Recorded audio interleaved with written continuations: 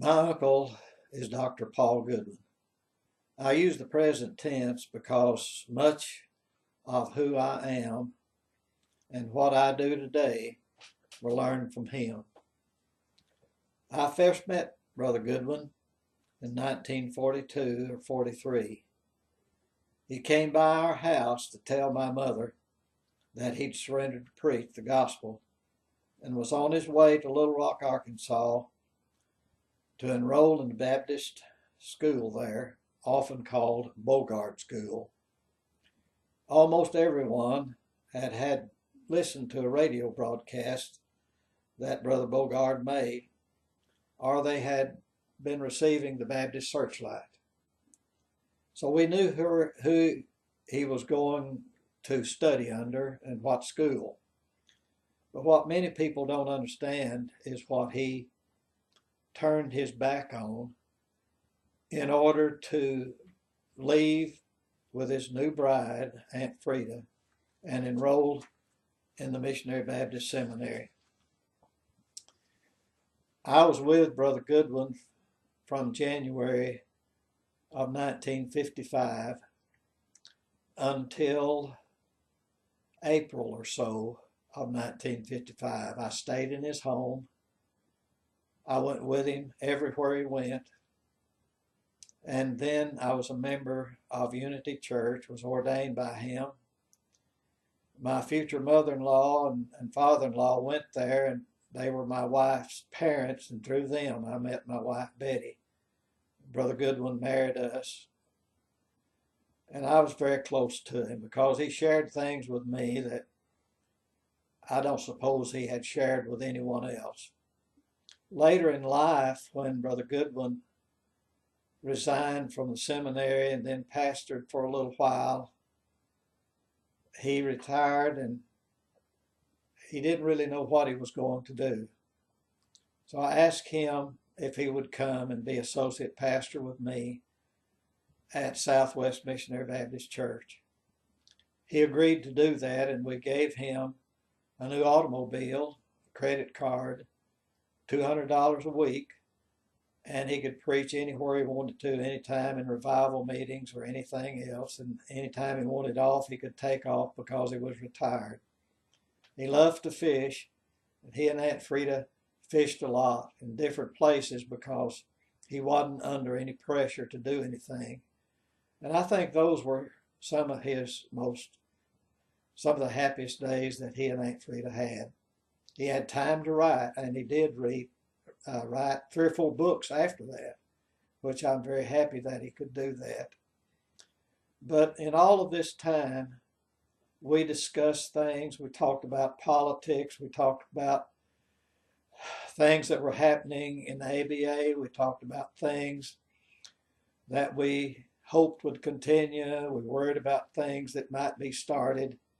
We talked a lot about mission work because Brother Goodwin loved mission work and had started what is now Unity Baptist Church. I got some of his things that they had kept because they thought they might be important someday, such as documents. And in it, I realized that he had mortgaged his house to get a down payment to buy the land where Unity Baptist Church starts, and that he had started charging a minimum repayment for the mortgage. I think it was $12,000. And every time they had a few additions and got a little more money, he'd raise the payment because he wanted them to own that property. And in doing that, it was finally paid for, and I had the bill of sale that he wrote to them, which not many missionaries would do that and make the sacrifice he did to start Unity Baptist Church. But one of the things he told me that I had never known was that when his father died, he was the oldest in the family. I think except Everett, perhaps he was the oldest. But anyway, he was the one who had to accept responsibility for feeding the rest of the family and his mother. And my mother was just older than Paul. And so they had to get together and decide how in the world can my grandmother and the children that are at home survive. And they then became sharecroppers for a man named Mr. L.C. Sloan, who was a very wealthy man and owned many, many acres of land on the Strawberry and Black Rivers. Brother Goodwin then went to work as a sharecropper, support his mother and brothers and sisters. One day, Brother Goodwin was digging a drainage ditch in a large field, trying to get the water off of a small pond there. And Mr. Sloan rode up and told him, Paul, come up out of the ditch. I want to talk to you. And he said, I'm getting older and I need someone to manage this farm. I've been doing it for quite a while. I don't have anyone else in my family that wants to do it. So I want you to go to school at Russell Tech, which taught agriculture and farming instrument and utensils and things of that nature. So Brother Goodwin went, worked in an area of cattle, dairy cattle, milking cows every morning and every night to pay for his tuition. And it was there that he met Frieda Goodwin, who had grown up in Strawberry, Arkansas, and he had gone there to court her, but they hadn't married. And he had one more year of school, and he'd be graduated and go back home and start managing this large plantation. But somewhere in that time frame, not long after he'd married Aunt Frieda, he surrendered to preach. And they came by and talked to my mother and told her what they were doing.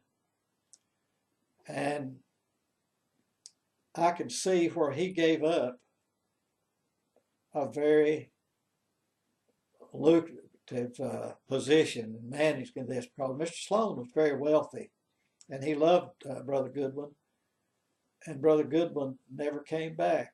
He never said, I'll go farm a while and then I'll go preach a while. But he left and went to Little Rock. And he enrolled in school. And he told me one time that in order to make some money, he had gone to one of the hotels in downtown Little Rock and wanted a job. And they said, well, we have a job you can start at right now if you want to. And he said, I need the money. And so they said, the lobby, we need to scrub the floor in the lobby and get it ready to get another coating of wax or whatever there. And he said, I was on my knees, John, with a scrub brush and a bucket of soap and water. And I was scrubbing the floor in the lobby. And some of my classmates that I would have graduated with came by and asked me, Paul, what in the world are you doing? And he said, well, I'm trying to make a little money. And he said, why don't you get a job? And he said, well, I'm going to seminary to be a preacher. And he said they just all walked off as though I was crazy. And so that's some of the things that people don't know about Brother Goodwin. And I would like for people to know that he was a brilliant man, and he was so full of the belief that personal evangelism was the way that we ought to live. And I know that he practiced it. And I was with him many times when he practiced it. And I wondered, how are you going to get this in now? You just pumped 10 gallons of gas and you're going to go and pay for it. How are you going to get your witness in on this? But he never failed. And if he did, he'd drive 3 or 4 miles and say, John, I never witnessed to that person that took my money. And I said, well, you'll be back. He said, no, I'm going to turn around and go back.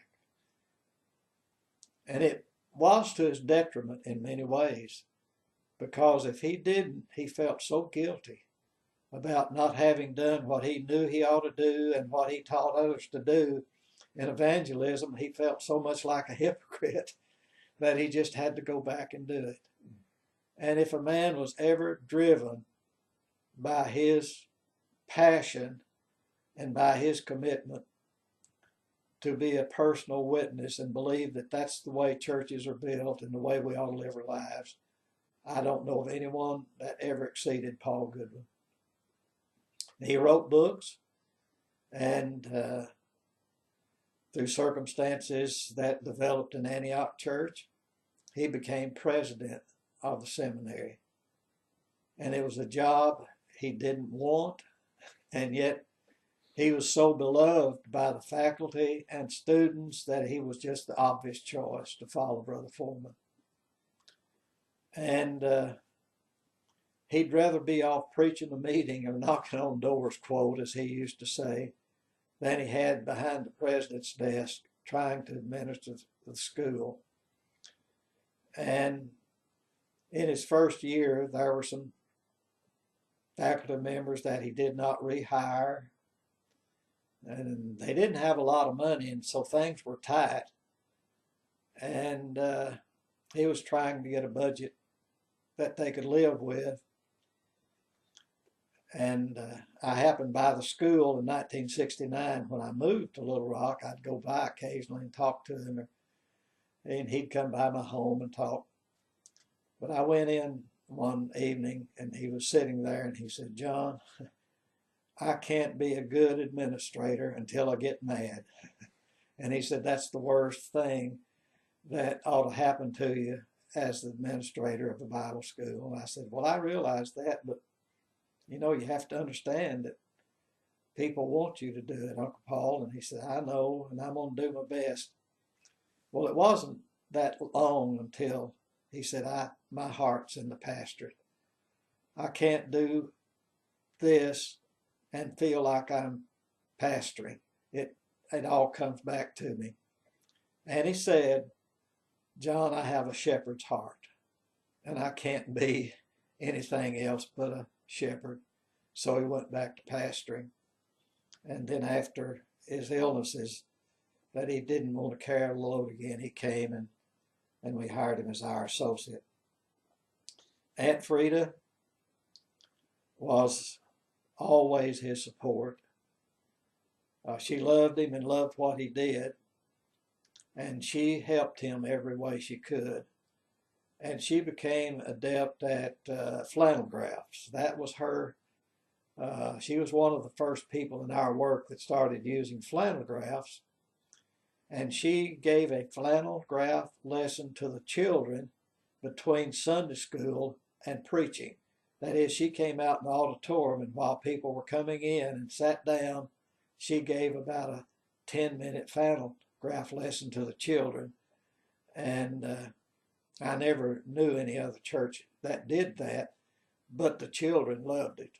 And the people loved it because they like to see the little kids respond to when someone's teaching the Bible, and that's what she did. And I, as I said, lived with them for about 4 or 5 months, and I came very close to her. And one day I was drying the dishes, and Aunt Frieda was washing. And she turned to me, and tears were running down her cheeks. And she said, "John, I just want to confess something to you that I've never confessed to anybody but myself." She said, "I've never won but 2 people in my life to the Lord, and Paul is one hundreds, and I can't understand that." And I said, "I can't understand it either, because I've never won anybody to the Lord, Aunt Frieda. And here I've been in seminary for an entire semester." So we sort of hugged each other and said, maybe somehow, some way, God will accept us for who we are and not who we're trying to imitate. And from that on, we became partners in sort of looking at each other and saying, "No, I didn't win anyone either." But I don't know. He taught me how to witness, and I appreciate that deeply. And some of the times when he was a member with me, and he would come out and say, "John, I don't understand you." And I said, "What's wrong, Brother Goodwin?" And he said, "Well, you didn't talk about yourself this morning." And I said, "What do you mean?" He said, "Well, I think you ought to share what you've done this week. I know you've taught school, I know you've visited, and you've been in the hospitals, but you didn't say a word about witnessing to this person." I said, "How are people going to know whether you're out there working and doing things, because you just won't say anything about it?" And I said, "I understand, Brother Goodwin, what you're saying, and I know you did, and you did it wonderfully well, and people appreciated you for it. But," I said, "I just don't have that kind of understanding of what my pulpit's for." I said, "If someone wants to call me and ask me what I've done this week, I'd be happy to tell them. But," I said, "I think that Southwest and I have established the fact that I'll trust them to do what they need to do without my prompting all the time, and they trust me and Betty to do what we're supposed to do." And he said, "Well, I accept that." So we had different personalities in a lot of ways, but we fished a lot together. Every Monday he fished if he could. And even if it was cloudy and raining in March, we'd drive to the lake, and he was always saying, "Well, it may rain and it may not. And it says 50% of chance it'll rain, but there's 50% chance it won't rain. So we're going to take the positive instead of the negative." And one day we're sitting as close as we could get to the bank of a lake, and he'd take his line and bait it in the car, and then open the door and go down and throw it in the water, and then come back and stick it out a roll down window and sit there and watch it, see if the floater would go under and he could catch a fish. And I'm sitting over there wanting to go home because I'm cold and hungry, and he won't give up. So I didn't fish with him all the times he wanted me to, because he would fish from literally daylight until it was so dark you had to have lights to get to the dock and get your fish and come home. And then you had to clean 200 brim, and that's a lot of work after dark. But there was no one like him, and I miss him. And I thank the ABA, American Baptist Association, misses Paul Goodwin. And thank you for asking me to do this. Thank you. Tim, I appreciate it. Thank you.